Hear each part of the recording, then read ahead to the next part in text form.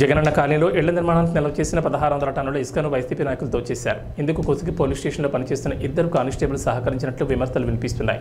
కొసిగిలోని సజ్జలగడ్డం రహదారిలో ఉన్న జగనన్న కాలనీలో సుమారు 500 ఇళ్ల నిర్మాణాలను గత ప్రభుత్వం చేపట్టింది.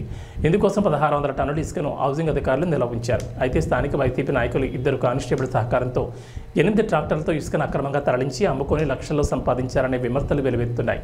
ఇద్దరు కానిస్టేబుళ్లు ట్రాక్టర్ యజమానులతో సన్నిహితంగా ఉంటూ ఇసుకను తరలించే క్రమంలో కాపలాగా ఉన్నారన్న విమర్శలు కూడా వినిపిస్తున్నాయి. ఈ విషయం హౌసింగ్ అధికారుల దర్యాప్తులో తేలడంతో స్థానిక కొసిగి పోలీస్ స్టేషన్లో హౌసింగ్ ఏఈ శేఖర్ ఫిర్యాదు చేసేందుకు వెళ్లారు. అయితే ఈ ఫిర్యాదును పోలీసులు తీసుకునేందుకు నిరాకరించారు. తమ సిబ్బంది సహకరించారనే విషయం ఎక్కడ బయటపడుతుందోనని ఫిర్యాదు స్వీకరించలేదని తెలుస్తోంది. ఆ ఇద్దరు కానిస్టేబుళ్లు గతంలో కూడా అనేక అక్రమాలకు పాల్పడి లక్షల్లో సంపాదించినట్లు విమర్శలున్నాయి. ఇప్పటికైనా ఉన్నతాధికారులు స్పందించి అక్రమ రవాణాకు పాల్పడిన వైసీపీ నాయకులపై కానిస్టేబుళ్లపై చర్యలు తీసుకోవాలని ప్రజా సంఘాల నాయకులు హౌసింగ్ అధికారులు డిమాండ్ చేస్తున్నారు.